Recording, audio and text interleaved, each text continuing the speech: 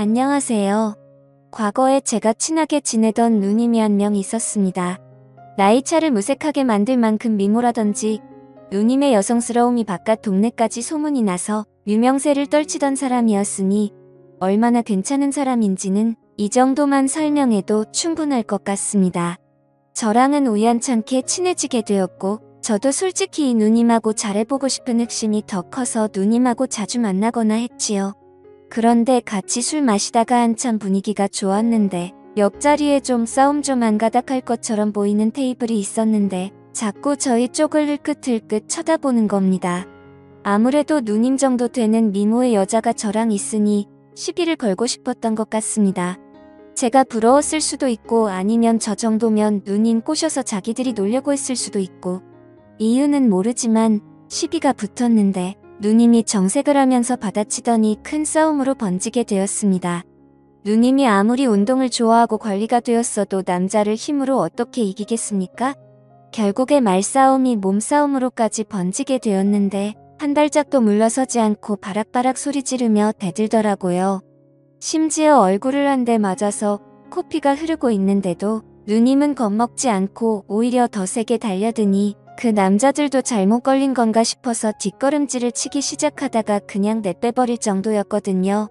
아름다운 외모와는 다르게 깡도 있고 성질도 더러운 누님이었던 겁니다. 저는 감당 못할 거라는 생각에 그날 이미 마음을 접어버리고 말았죠. 그런데 이 누님은 오히려 처음에 그렇게 달려들다가 갑자기 자기에 대해 더 이상 관심 없는 듯 행동하던 제가 오히려 더 끌리기 시작했나 봅니다.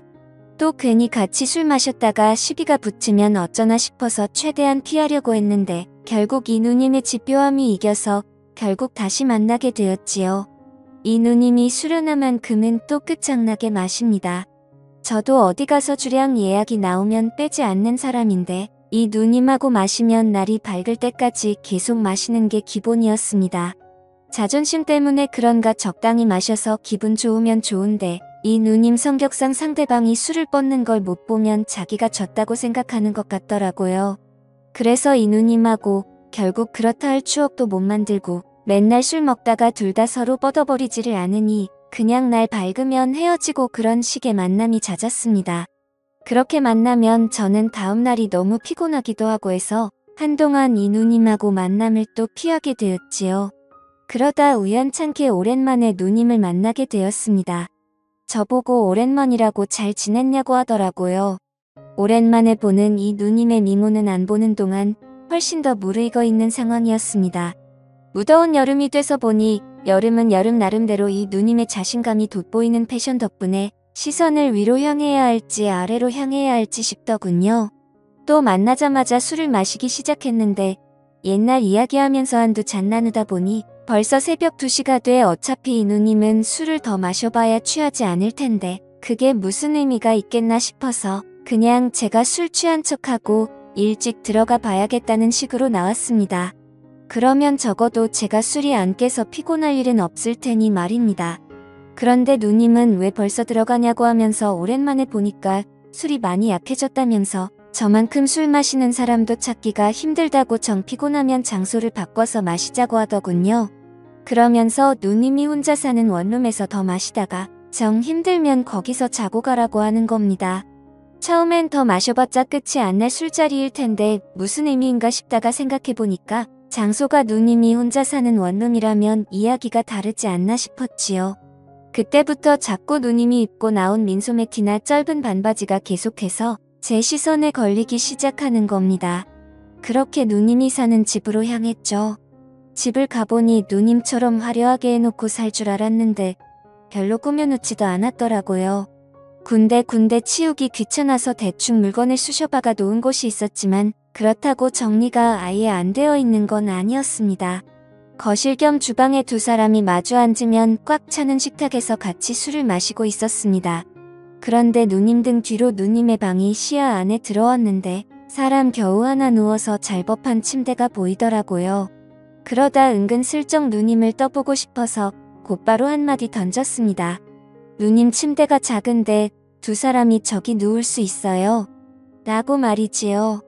그런데 누님이 의미심장한 미소를 지으면서 미쳤냐고 당연히 한 명이 바닥에서 자야 되는 거 아니냐고 하는데 내심 아쉬운 마음과 동시에 심장은 점점 더 두근거리기 시작했습니다. 누님은 덮고 자는 이불이 없어도 괜찮겠냐 묻더군요. 어차피 무더운 여름이라 그냥 자도 문제없을 것 같다 해서 그렇게 하겠다 했습니다. 그러더니 누님이 방에 들어가서는 침대 위에 덮고 자는 이불을 바닥에다가 깔더군요. 그러더니 누님이 저보고 너는 침대에서 자라고 그러는 겁니다. 누님한테 양보할 필요 없다고 어차피 나는 군대도 다녀와서 바닥에서 자는 게 익숙하다고 했죠. 그러니 누님이 자기도 바닥에서 딱딱하게 자는 게 더 좋다고 하는 겁니다. 요즘 안 그래도 허리가 아파서 자주 바닥에 내려와서 잔다고 하더라고요. 누님한테 허리가 아프면 더욱더 침대에서 자야지 했는데 침대가 방구할 때 집주인이 옵션으로 넣어준 거라서 엄청 싸구려 침대라더군요. 그래서 여기서 누워서 자면 오히려 허리가 더 안 좋은 것 같다고 하면서 말이죠. 괜히 술 마시다 말고 침대 이야기를 꺼내가지고 누님은 제가 술을 더 마시는 게 아니고 잠을 자겠다고 이해한 것 같습니다. 침대를 양보해주고 저보고 먼저 자라고 하더라고요. 자기는 혼자서 좀 더 마셔야겠다고 하면서 말입니다. 일단 제가 뱉어놓은 말이 있으니 침대에 누웠는데 그 상황에서 잠이 오면 남자겠습니까? 온갖 생각에 정신이 혼미하더라고요.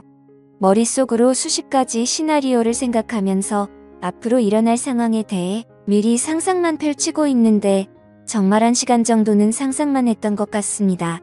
시간이 한참 지난 듯 싶었을 때쯤 누님이 거실 겸 주방에서 방 안으로 들어오는 건지 부시럭거리는 소리가 나더라고요. 누님이 혹시 술 취한 척 내 옆으로 눕지는 않을까 싶었는데 진짜로 바닥에 눕는 겁니다. 물론 이 상황도 머릿속에서 벌써 시나리오를 만들었던 부분이라 당황스럽지는 않았습니다. 잠자다가 뒤척이는 척하면서 살짝 잠이 덜 깬 목소리로 누님한테 먼저 말을 걸었습니다. 이 침대가 진짜 별로인 것 같다고 허리가 너무 아프다고요? 그러니까 누님이 내 말 맞지? 하면서 딱딱한 바닥이 훨씬 좋다고 하면서 저보고 한번 바닥에 누워보라는 겁니다.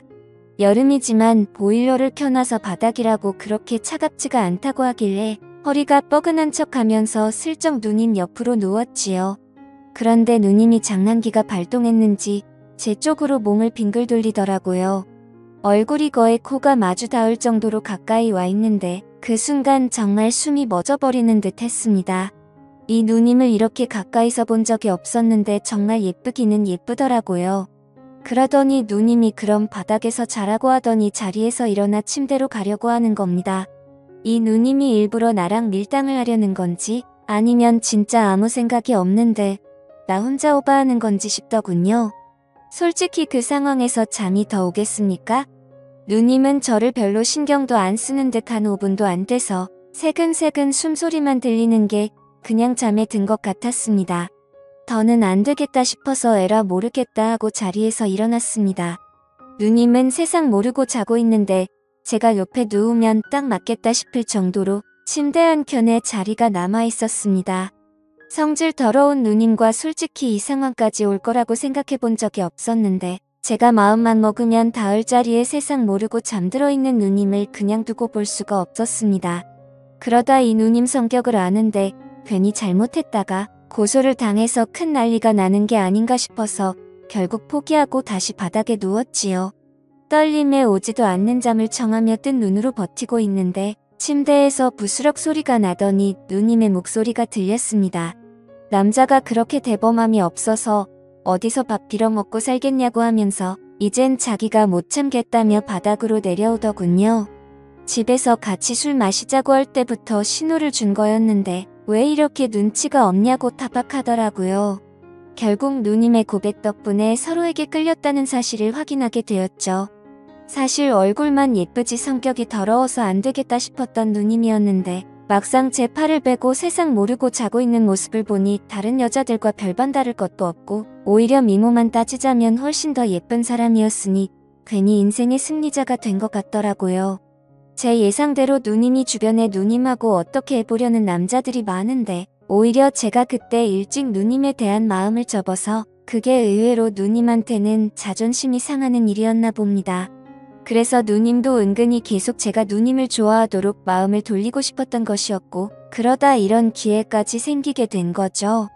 그날 이후로 누님하고는 연애를 시작하게 되었습니다만 누님에서 내 애인이 되었다고 해서 그 성격이 어디 가는 게 아니더라고요. 사소한 일에도 사람을 잡아먹을 듯 싸움을 거니 솔직히 성격 차이가 너무 심해서 만남을 오래 이어갈 수는 없었어요. 누님이 순종적일 때는 딱 둘이서 함께 있는 그 시간 말고는 없었습니다. 그것만 두고 보고 살자니 솔직히 누님 성격을 제가 이겨먹을 수도 없을 것 같고 아무래도 안 되겠다 싶어서 헤어지게 되었던 거죠. 제 인생을 돌이켜보면 아직도 그 누님보다 아름다운 여자는 제 역사에 없습니다.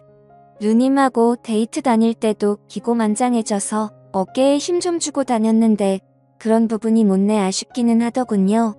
그래도 그 누님도 이제 나이도 먹었고 시집도 진작에 갔을 텐데 그 성질 죽이면서 잘 지내고 있는지 아니면 결혼을 해서 남편도 저한테 했듯이 휘어잡고 살고 있을런지 그거 하나는 궁금하긴 하네요. 지금까지 제 사연을 들어주셔서 감사드립니다. 구독과 좋아요 부탁드려요. 감사합니다.